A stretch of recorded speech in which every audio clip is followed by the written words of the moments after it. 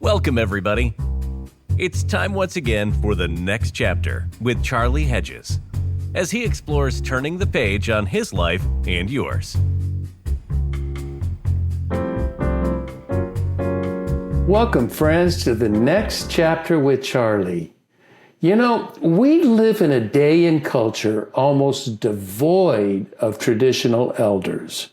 Our society seems to contend that, yes, people get older, but they don't get wiser.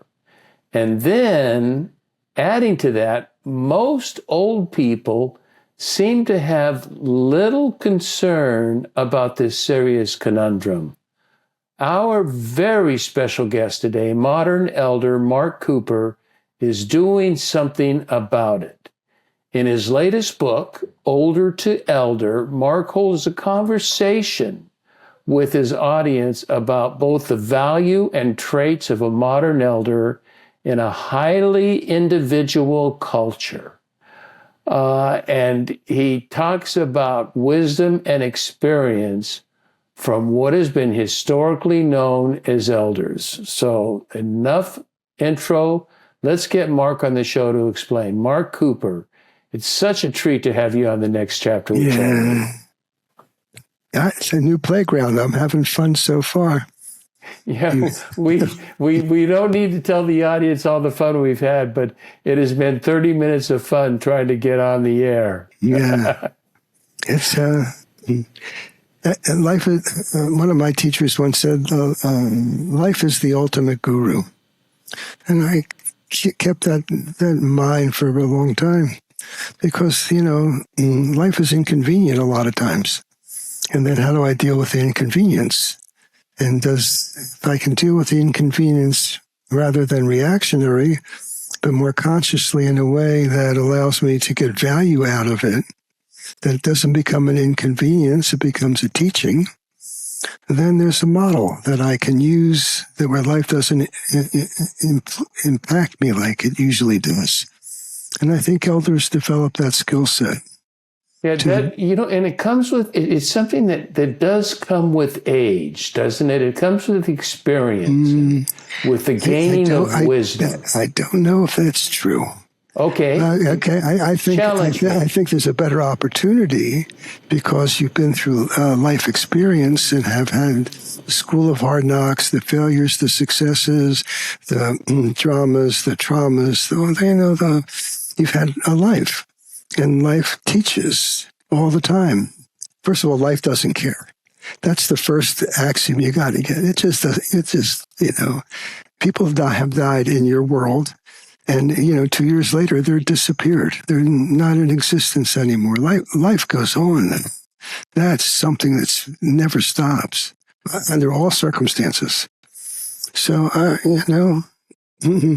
can I be in that life in a way where I don't feel I'm being battered by it, but rather even the issues that come up and the situations that come up, because that's life, I can deal with them in a new way. And I think elders, especially in growing old, have a way of dealing with aging that is really much different than the culture deals with aging. Oh, without a doubt. Without a doubt. Certainly is my experience.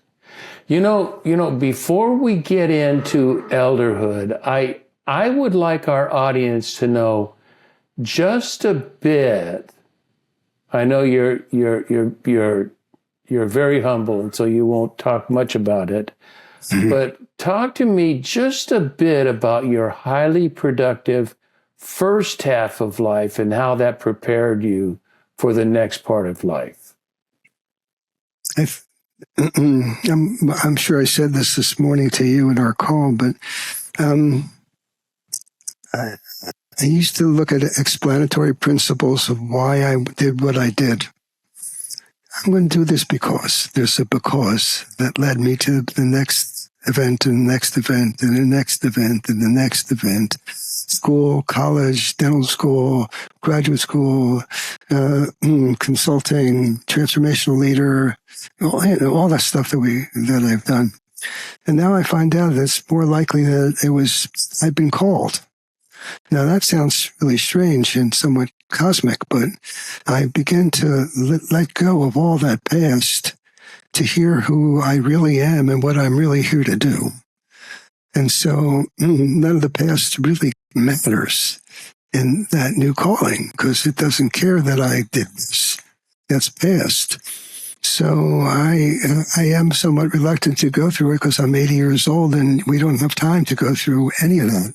But we could some of it, but none of it really determines who I am in the moment. It just gives some information about it. I'm an elder. I don't need a past. I need to be an elder. And I need to be an elder with whom I am, and anybody I'm with.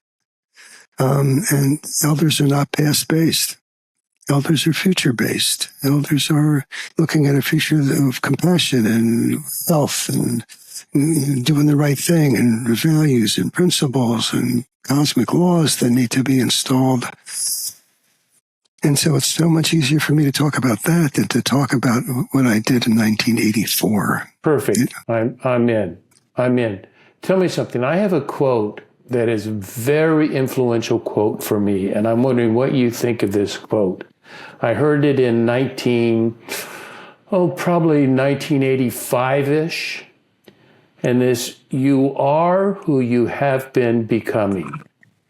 I like that. That talks about life as a teacher, life as a guru. You are what you've been doing. That does not focus on your past, but your past has influenced your future. And now, as a result, that means the correlation means I will become who I am being today. So today is determining what I will be in the future. I have it a little bit shifted, but I figured. That's why I asked. I don't think it gives me access to being. It gives me thought about it, but it doesn't give me access. I ask a different question. So I ask people if, number one, is if they ever had a real experience of being with an elder. And of course they have, but they may not have recognized it. So you try to move that to a place where it's somewhat experiential. Because everyone's been with some elder at some place, particularly with your religious background and all of that. There have been a number of elders that have influenced you. Right. And then I'll say, is that something you want to be? That quality, that characteristic, that peace, that joy, that humbleness, does that speak to you? Does that elder speak to you? If it doesn't speak to them, I need not go further, because it's not in their groove, as jazz musicians would say. But if that I could see that in my life, and then I tell them to take a look at, well, what would that look like in your life? What would be different about your life? What would be different about you?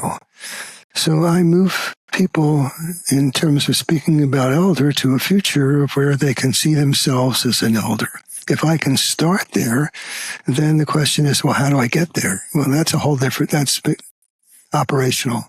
But they can see it, if they can feel it, that's the first gift. And then the second one is, well, what do I need to do to get there? Well, there's a few entities, a few people that you're doing that by these podcasts. They're listening. They're seeking. If they have a future that they're seeking for, then that would be somewhat different than just seeking. Why am I listening to this? Why am I engaged with this? What is the calling that I can't quite hear? What's the whisper that I need? And I got to put in my hearing aids here. I got to hear this. So the answer's out there. So an elder, when you're moving from elder to elder, you know that your past just doesn't have any juice left. It's just, it's my past. The usual, as you probably are aware of, is that, people retire, they got 10,000 a day. And then they go into what I call their holiday stage, which is 18 months of visiting the grandkids, taking the cruises, going to wherever they, Paris, whatever they want to do. But after about 18 months, 24 months, something shows up as missing. Something is not present. They keep on repeating the same thing, and it's not giving them aliveness, and it's not generating something for them. And that's because they've always been purpose-driven, and now they lack a purpose. So then, from an elder's viewpoint, if you send them back to their old purposes that they had at work and family and all that, that's the wrong direction. So there's something available now, which is really the ultimate gift of being an elder, which is higher purpose. Oh, I see. There's something bigger than me here that's calling me. There's something, I don't know, there's something I want to be doing that I'm not doing. There's something, there's some way I should be being with people that moves what I intend forward. And it's kind of, gauzy. You can't quite see it, but you have the feeling. You have an intuitiveness about it. That's an elder. That's getting ready to be an elder. I like that. I like that a lot, in that you have a feeling. I have a calling, and it has become clearer. It's becoming clearer, but it is still, the actual end result is not very clear. Although I know a direction. I'm, like Frodo in The Lord of the Rings. He gets out and he just says, exactly. We're heading east. How do we know? I don't know. That's it. We're heading east. We're not going any other direction. And also I wanted to comment and get your feeling on this, that what I have done with, the need for purpose is that I believe in purpose, but what I had to eliminate wasn't purpose, but I needed to eliminate the necessity to be productive. And that, in producing whatever it is that I need to be making something, doing something. I felt upon retirement, I felt useless and bored. And the only way I could be useful was to be productive and not relational. Not influential, not inspirational, which are words that drive me today. Inspiration drives me. Influence drives me. Productivity does not drive me. No, that's so appropriate. And the shift from older to elder, the past loses its grip. However, you need to be drawn to a future to exit the past. And that's what elders have, is the future present now. In the work that I do with people, we start with their death. Most of the people that I have spent time with podcasting are about living to a ripe old age, increasing health, lifespan and health span. That's all good. I love that. I'm engaged in that. I'm glad they're doing what they're doing. But I think there's a third leg to the triangle. And I'll call it mind span or existential span. Who I am on that third, the base of that triangle of lifespan and health span, who I am down here influences those two dramatically. It's obvious if you look at the numbers. If you went to college and you had better access to healthcare because you were a professional, you will live longer and you will be healthier. That's valid information. But the quality of life, there's no quality measure there. It's just numbers. I'm saying my state of mind as an elder is different than the state of mind as an older. There's something available here where I can see life, myself, death, dying, end of life, all that differently. I will die. Most of the people live in the world of death is a if, not a when. I know I'll die sometime. When an elder really begins to confront, you are going to die. So there's some Buddhist principles that I deploy, which is this one of impermanence. Nothing lasts. Jesus said it too, I believe, of rust and moth. So we really act out of that. If I'm going to die, what do I want my life to be going backwards? What do I want to leave? So when you start with the end first, sometimes that changes because older usually starts with, I'm going to go from here if something happens. It's going to happen. You sound like a 1980s Stephen Covey. Begin with the end in mind. Stephen Covey had a lot of influence in my life. A lot of people did. He was an elder. He spoke elder language. It was just, it spoke to me. That's part of the calling. So, Parker Palmer and the people he spoke to me. There are people that, if you really listen, when I work with people to get to their higher purpose, it isn't to be learned. It isn't out there. A higher purpose lives from the inside out. It has to be revealed. It has to be uncovered. It has to be, it's always been here. But if they look back carefully on their lives, it's always been in play. Their higher purpose has always been in play. They've always been in play. It's just that it's taken different forms. But now they can hear the, I live in Mexico. And, and it's really half the time. And the people down here are extraordinary. It's extended family. It's loving. It's kind. People care about each other. It's a wonderful community, a small community that I live in. But they can't say the word K or X. Those words in Spanish just are hard to say. So when they don't exist in Spanish. Yeah. But they do now, because now they go, Señor Marc. So they understand that you change your language, it changes the relationship. That they can say my name affectionately. It changes who I am from who they are for me. That they spend time trying to figure it out. So elders bring that kind of presence of kindness to it, and intentionality, and that. All the things we're speaking about is another motivator of why I'm doing this, and I don't want to avoid talking about it. But I think the world is in pretty deep trouble. And the older you get, and you and I, once we reach this stage of life, we want to make sure that the world gets better, not worse. Somehow that calls us to be intentional about what we're doing with our remaining time. You mentioned something. I want to go a little deeper. I want to get into what we do with our remaining time, but you sort of led to just a bit back, and I think it's very, very essential, and that is talking about the process for elderhood.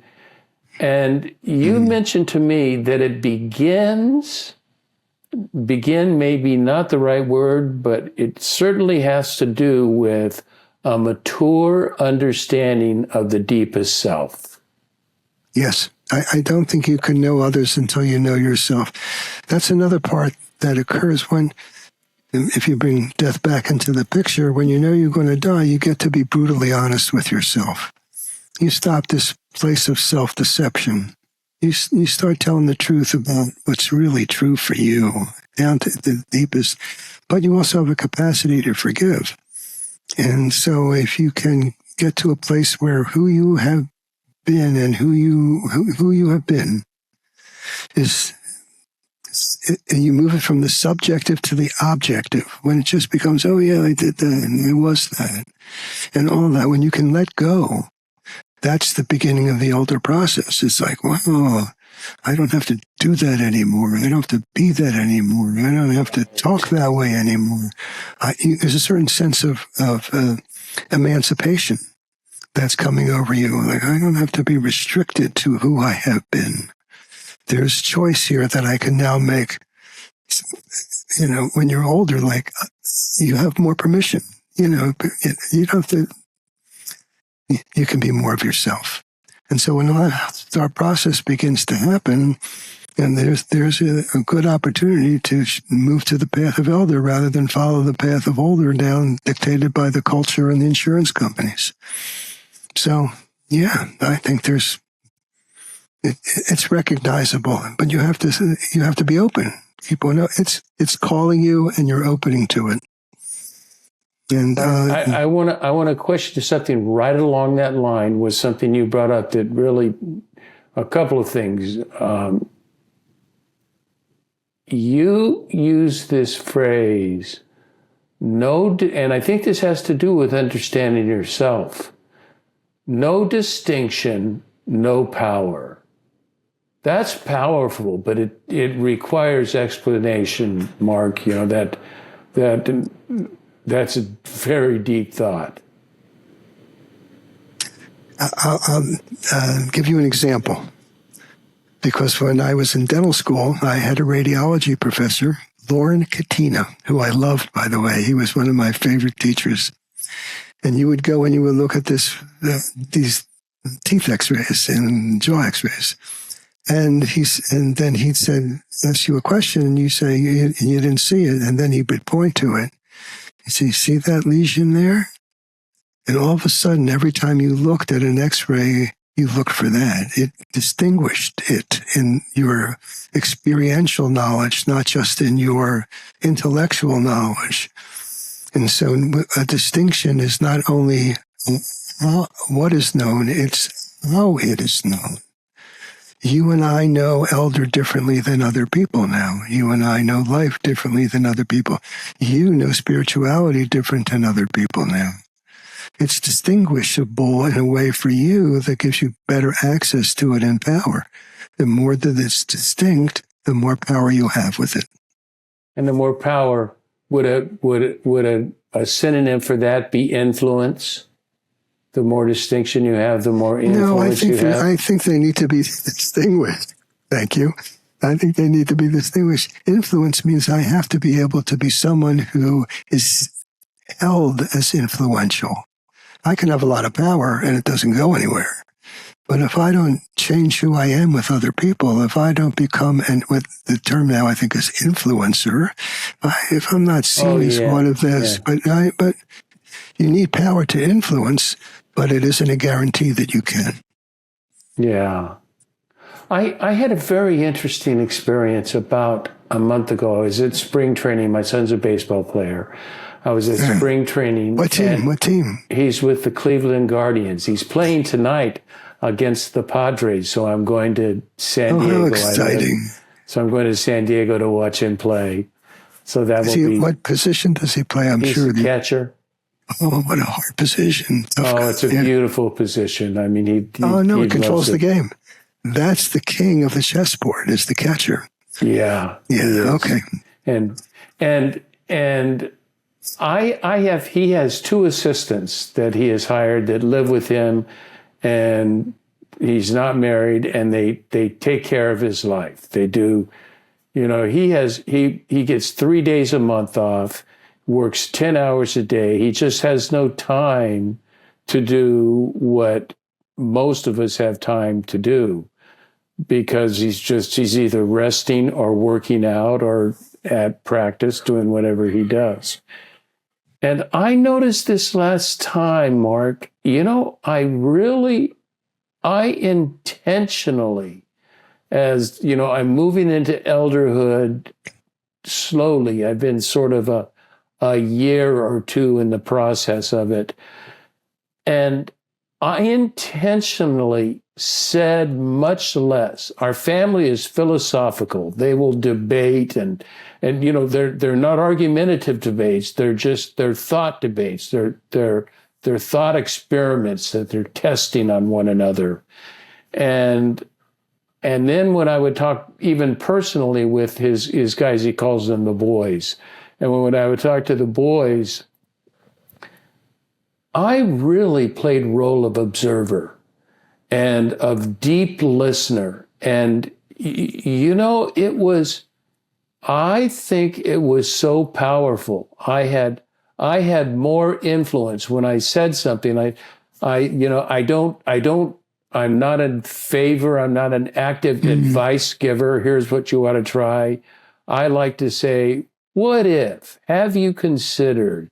Have you thought of? Is this an option for you? And let them, they have the honor of making the decision of what they want to do. I'm just proposing new alternatives. But being an observer and a genuine eye contact, face to face, someone else enters the room, I don't turn my head and look at the other person. If I'm speaking to Mark, I'm speaking to Mark. That's it. And that was just a powerful situation for me and for them.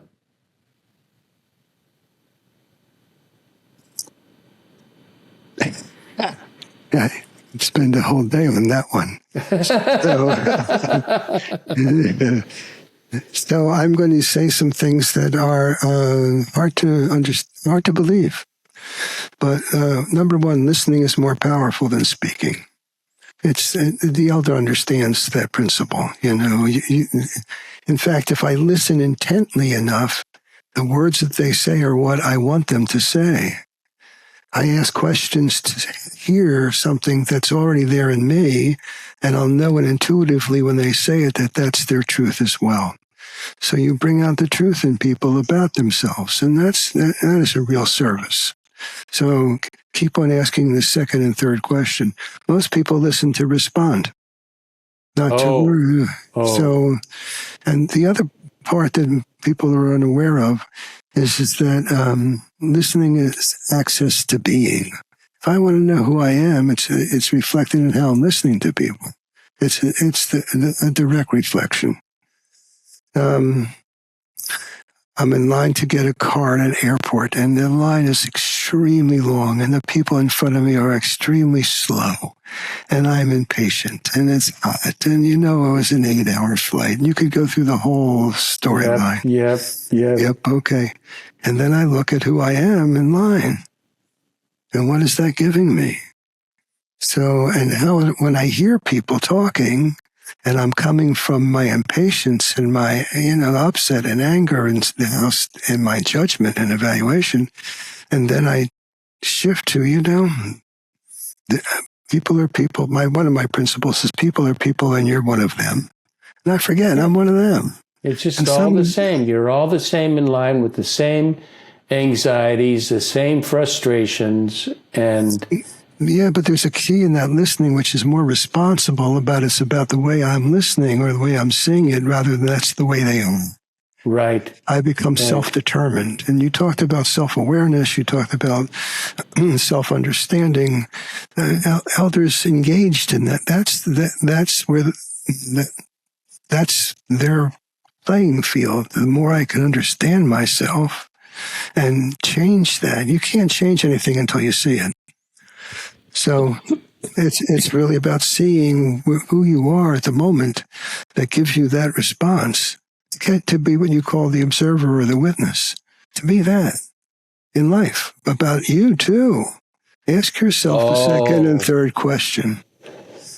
Oh, I tell you, there's, as the reflective, responsive person, there is few people that are more observant about themselves. I am... all the time, too much. That's not observing, that's worshiping, or judging, or evaluating, or assessing. You're not witnessing yourself, you're in yourself. And that doesn't give you any freedom from self. We're so self-restricted by so many different areas of particularly in our culture. If you're not young, what value do you have? And so you walk into that condition of being obsolete, of being unwelcome, of being a burden, of being expensive, of being, let's warehouse these people and get them out of the way. We're not seen as an asset. We're seen as a liability. And so you walk into that culture and you try to and being an elder in that culture is challenging. Because you're not listened to. And so can you be the person that generates the capacity of all of that to hear you, to hear your wisdom, to hear to do what you just did, to do an elder conversation about really looking at oneself and underneath it oneself. And so there's a deal when I talk about elder, it's just not for everyone. It's for people who want to develop themselves in such a way when they sit down at a table with decision makers They don't feel intimidated. In fact, they feel welcome. And can they be that person that is not trying to prove themselves, that their same competency and the same knowledge in all their past? That when people introduce people at meetings, and they go into this long history of them, that's never who they are sitting at the table. But if you can sit at the table as an elder in a way that people start to look at themselves about how they're deciding this decision. Are they coming from selfish or are they coming from common good? What about their, if you can move a conversation towards a larger capacity to see the greater humanity that is really at stake and that they have a job there, if you can inspire, but not through your words, through their insight, then you're an elder. Then you're doing elder work. You know what works for me in that? What makes me tolerable, I think, listening and one action I find more powerful than any other, and that's kindness. They're just and by kindness, I simply mean being nice. There just is. There is something about being nice, about saying thank you. If somebody does something that you think is admirable, to let them know that was such. The other day I go to a Starbucks every day, and they know my name. They got me. We speak Spanish. Buenos dias, Carlos, and we will talk about that and. There was a man sitting in a car in the passenger seat when I got out to get the coffee, and he had the door open and he was just standing there. And then when I got back into my car, he looked at me and he says, "See you, God bless you." And so I thought, those are nice words. And then I stopped my car and rolled down my window and said, those are such kind words. Thank you for thinking of me in light of that. That exactly. Means a lot to me. Yep. It's not a frequent conversation in our culture. We don't feel blessed, and we are blessed. The opportunity to be alive is unappreciated. One thing you get is when you get older, you appreciate life a lot more. When you become an elder, it becomes sacred. You were given a gift, and you're trashing your gift. Supposedly, at least the numbers I heard were to be born, the odds are 1 out of 400 trillion. That's 12 zeros. That means you hit the lottery, man, the big one. You got to be born. And when you get people, particularly through our culture, late middle age, they don't feel blessed. They don't feel life is worth it. They have all kinds of issues that need to be resolved for them. In fact, that's what life becomes about, is they're resolving their issues. It isn't about improving life. They think success will improve life. So they drive themselves to greater success, which drives the opposite, which is dissatisfaction. So it's a terrible cycle that people put themselves in. Elders want to break that cycle. Maybe there's more to life than trying to get the house bigger or the car. What do you think of death, Mark? How does death impact your life? Oh, it's present every day. So number one is we, in our work, do work on death every day. So we have people do death plans.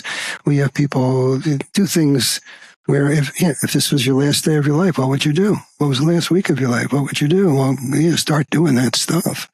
You start living as though you really are going to die. Death is an informant. He's an ally. And he does. He's going to come. No kidding. He's going to be there. And, so we also spend time with people in the death trade. There's some really extraordinary, great work about how to be with death in a new way out there. Good references, good people. We want to move the fear into a different level of understanding about the opportunity that death is, as opposed to the fear that everything ends and it goes away. There may be something beyond what we understand. There may be something that is beyond what you and I understand.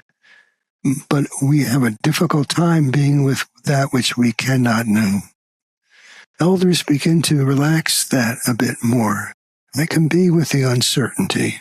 I can be with wonderment. I can trust something else. Maybe I just don't know, and maybe I don't have to know. So death for me is freedom. So, okay. Oh, I love that.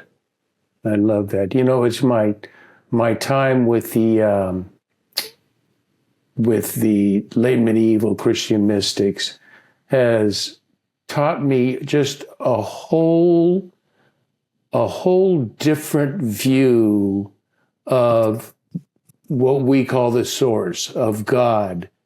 That there is a huge unknowingness to the source. There's a huge unknowingness to what is going on, and the more, and I am comfortable with that. I am comfortable with the fact that love is preeminent in my philosophy, theology. Love, I mean, it's not just kind of about love, it is all about love. And that the transition from this life to the next life will be increased love, will be more intimate love without all of the despair and tragedy that we have now. So I have, you know, Mark, I say it now because I'm you know, I may be 75, but I'm very healthy. I'm in good shape. And I have, right now, I really have no fear of death. Now, you give me cancer tomorrow and I could be my feelings about that could be very different, but I don't fear death. I'd look at her as a reality that is it's a transition for me to the next phase, whatever that may be. And I certainly don't know. I can't predict what that is. Well, I can tell you our government doesn't live that way. They don't live as though they're going to die. They live to be reelected. So death is a powerful ally in determining how you interpret your life and what you want to do with it. For most, you know, if we look at health span, most people are living into their very late 70s. Most now will be early 80s, but it won't be long before the 90s are common factors. AI will take care of medicine in a huge way. So we're going to live a while. And what are we going to do with that time? And if you take a look around, someone has to be able to go out there and begin to do the repair work because it's broken. So I would say that what elders do is, you know, their ultimate intent is to repair the world because, man, it could work. There could be love. There could be peace. There could be compassion.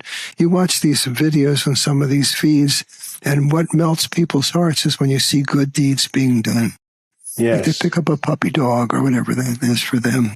Look for the good people. In tragic times, look for the good people and see what the good people are doing. Well, elders help create good people. I don't know. It's a subject that interested me that we were talking before.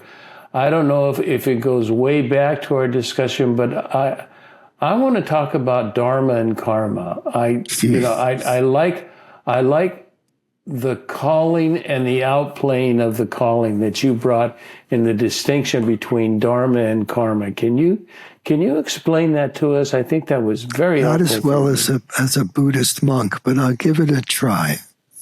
I'll give you my interpretation. So please, if you know more than me listening to this, apply what you know. This is how I interpret. If there is karma, that means that you are born into a lifetime that is somewhat predetermined to work out some of the things that occurred in your past that you were inept or out of integrity with, time to learn your lesson in this lifetime. So you have a karmic path. Now, and you also have a karmic determination. You know, your parents were not by chance. Your life was not by chance. Your birthday was not by chance. Has some lineage to it. And, you know, it's here. It's a inbred plan. It's DNA-ish. There's a moment when you hear the calling, when you begin to see that there's something else that is able, independent, or including this, that will allow for a different future than just the karma would give you alone. And I'll call that Dharma. That you have a capacity to do work that feels right for you, but also impacts the future and allows people to be more free, self-expressed, more whatever they need to be, more human. It is the best way to say that. So the Dharma is about the possibility, and the other is about, you know, the life you have to deal with. So it's dharmic. It's cosmically informed, not from the bottom up. It comes from the top down. That would be Dharma. So it is a calling. And the calling may not be what you have perceived your karma to be. My karma was perfect. I had take a look at your history. You know, I could go through mine about, you know, immigrant parents from, and then their life and where they had to go to in a culture that was not enabling. They had to carve out. So their karma is my karma too. I have to carve out. I don't have silver spoons in my family. We have shovels to dig with. So you have what? Shovels to dig with. You know, we had to work. You know. But they pulled them. They were that. Their karma was to drive out of that situation into a world where freedom was available to them. So there's certain values that are karmic that are really good, that are helpful, that are, you know, that's why you got those values. No, karma's not bad. It's just it's you know, it's your karma. But you can relate to it differently when you're in Dharma. Oh yeah, that was. I went to dental school, and it was really labor intensive to do the. It just is. It's a professional school, and they had high demand and all of that good stuff. But the discipline I had to learn. You know, the karma served me well. I had to learn how to really study. I had to learn how to really remember. I had to learn how to understand some of the many scientific concepts. And the other part was the technical skill at that point was so demanding to be able to be dexterous enough to be able to deliver that outcome with a patient that's terrified, and to have all of that going on, that was wonderful training for me in my elderhood.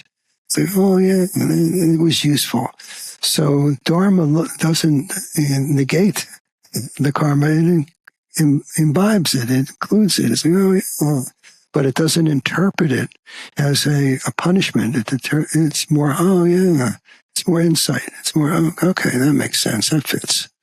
So do you think your karma is changing or becoming clearer?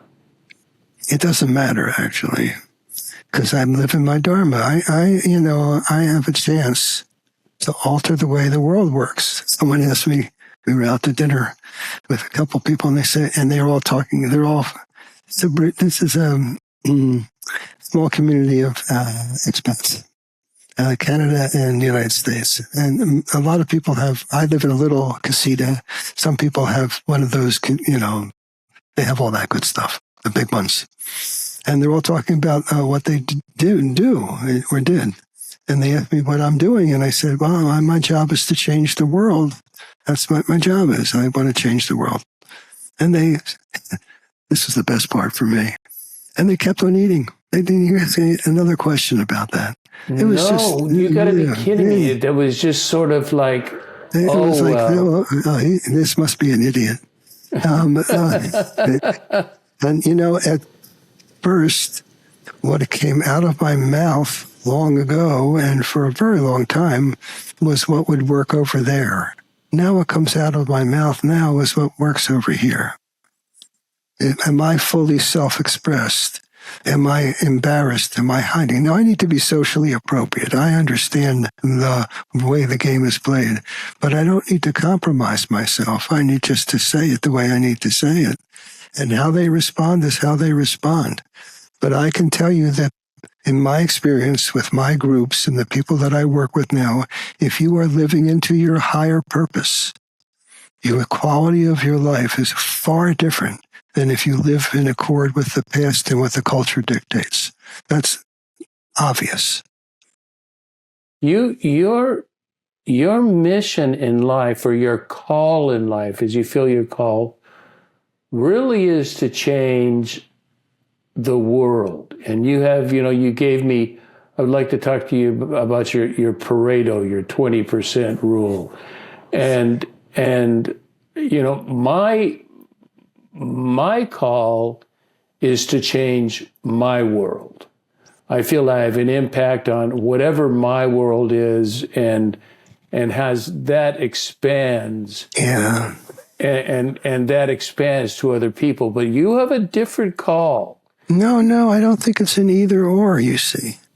I think it's an A and D.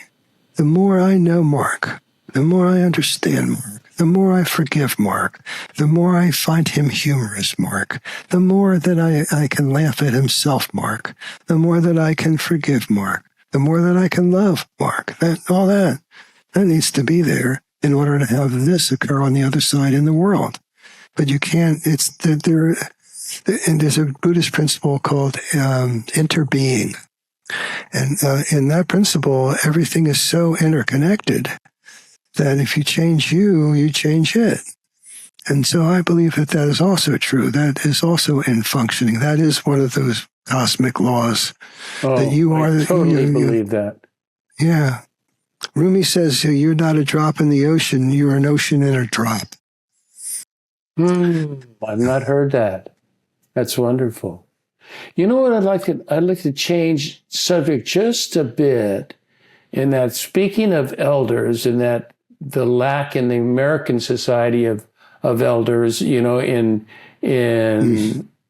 Asia, elders are much more important.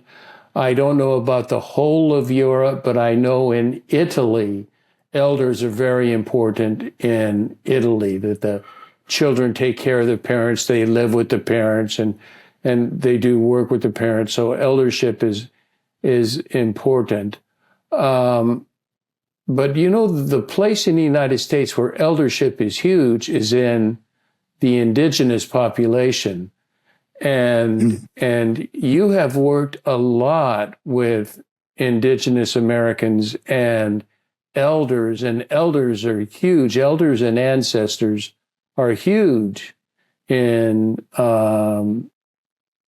that population. Okay.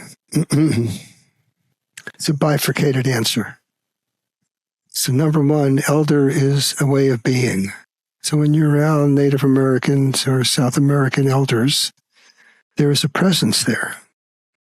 You could call it spiritual, you could call it cosmic, you could call it they are connected in a way that I'm not connected. There's something available in them that I wanted personally for myself, but I saw if other people had that way of being, that their life would shift in a way that they would be more contributory and participatory and so much less psychological and all the things that come with that. But then there's our culture. And they don't want elder because they confuse it with older.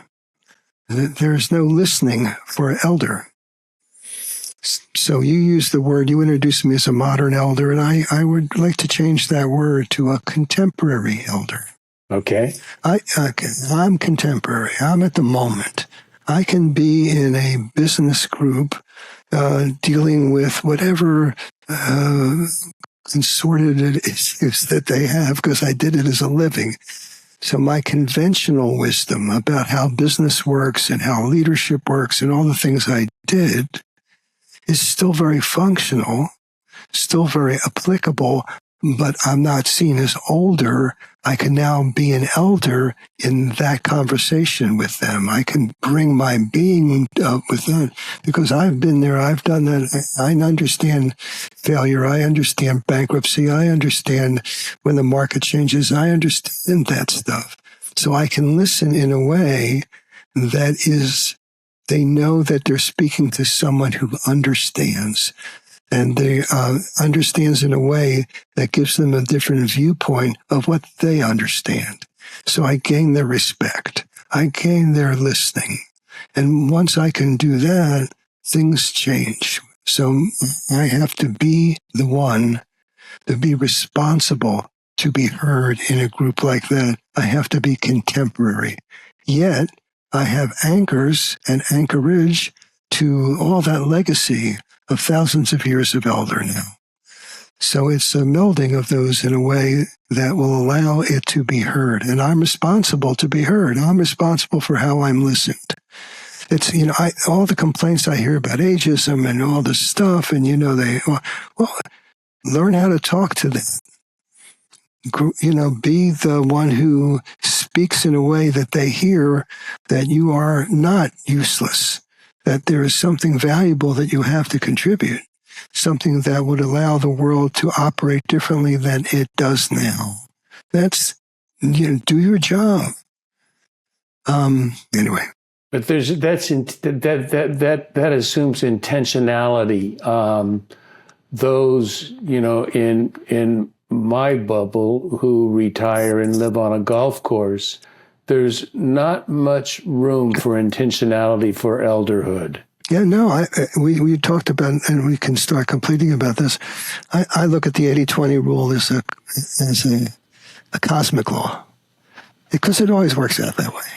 No matter what I say, when I really got into sales a very long time ago, and I looked at my numbers all the time, and when I understood that 80%, that out of all the calls that I'm going to make, 80% are going to say no, and 20% are going to say yes. So then the impact of a no was very much less. It was like, okay, because I know I have 20 up there. It's a triangle. I have to get to the tip of the triangle. Yeah.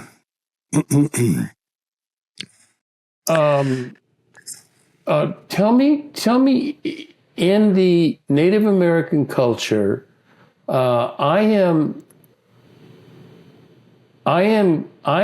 feel a calling with very little knowledge to invest my energy or invest some energy in sort of what I'm calling a shamanistic Christianity. As a shaman, is a shaman let's call it a healing. So we talked about this before. So a shaman is a healer, and that's what they do. They heal, usually through ceremony, but also medicinal ways. That's how they do it. So in most cases, shamans are elders, and at least in my experience. And, they look at a way to heal the tribe or the community in a way that is about community health as well as it's about personal health. They have an overall healing. They're healers. And they have some magic. But their magic is who they are. And it's not only what they do. So and that is the role of elder. You said this phrase, the raison d'etre, that I so endorse, a way of being. I can't write about life without writing about a way of being. It's more than a thought process. It is almost an ontology, an essence, a nature of the way of being is a who I am. Yes, exactly. So if you take a look in the transactional world that we live in, it's difficult to put in a element of existential. Who am I being in this midst? That's more reactionary. There's very little conscious view underneath their actions that people are taking. They don't, as you can tell right now in our political environment, no one knows what they're doing. And everyone's got an opinion about it, but the actions that everybody's taking are ineffective. And that's obvious. So to become effective, the first thing about one of the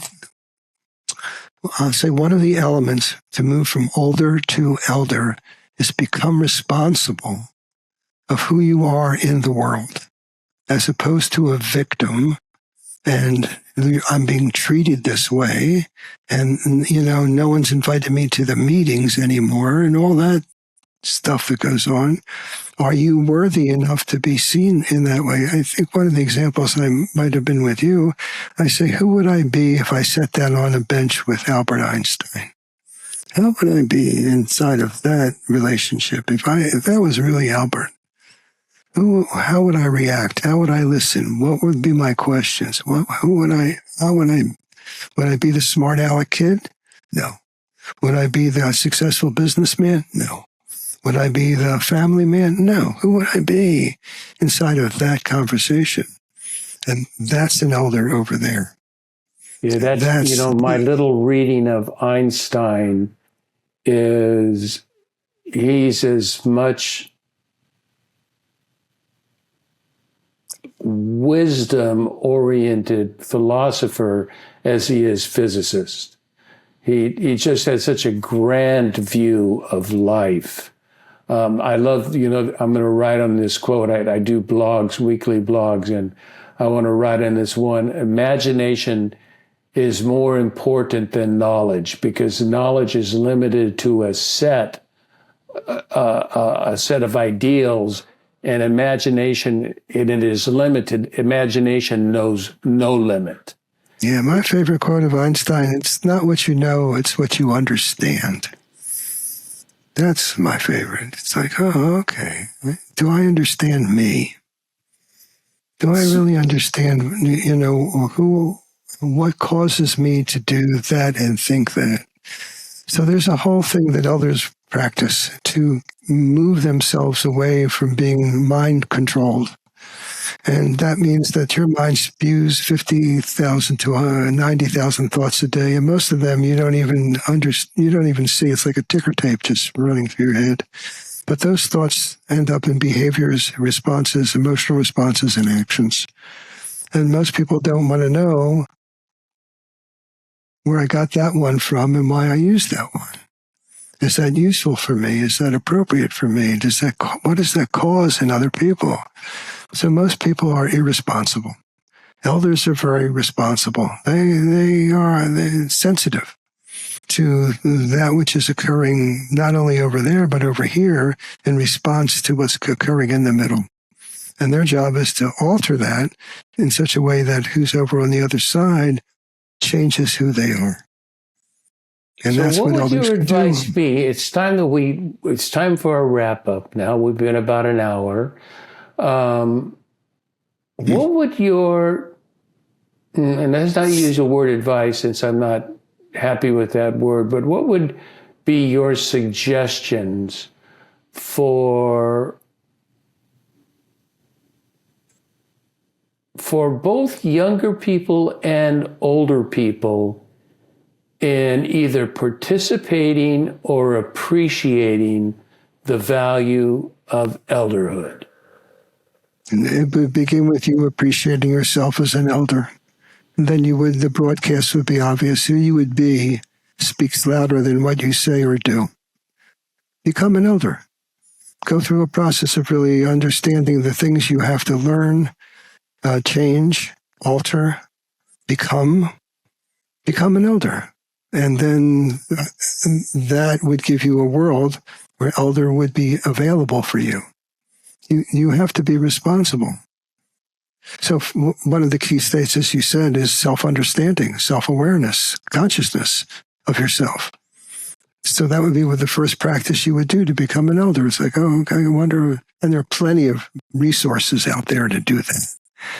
This is, you become your own AI. That's what happens. You have to go underneath it and underneath it and underneath it until things are revealed. And so the first step is you. Become an elder. I love that. That is such great advice. Marc Cooper, as I said in our pre-conversation, I just don't know many people I could have this conversation with. And it has been totally delightful, totally enlightening. You have new and creative ideas. You take my ideas that I've always thought were very cool, and you've showed me there's maybe an alternative wisdom to that I love. Thank you for that. You are so welcome. I have a little advice for you. You say, there's not many people I could have this conversation with. I'll hold that as impediment, even though you're doing these websites. I mean, podcasts. Yeah, I think you're getting the word out. I think you're having these conversations. It's expanding. I would call on you to do some more in different ways that would reach more people. Having a group would be if I would be coaching you as an elder, you need your elder council. You need to sit in the kiva and the fire and the 13 people around the circle. And I would love that. I would love that. Well, go create that. You have the opportunity. You've talked to a lot of people. Invite them into a virtual kiva, into a place, and do exactly what you just said, which is practice your eldership. It's like anything else. If you don't practice, it goes away. This call for me is a practice of my eldership. So thank you for that. Thank you. I also I want to thank you so much for being on the show. It's been a total pleasure. And I also want to thank everybody for tuning in to the next chapter with Charlie. And until next, this is Charlie Hedges signing off. Bye for now.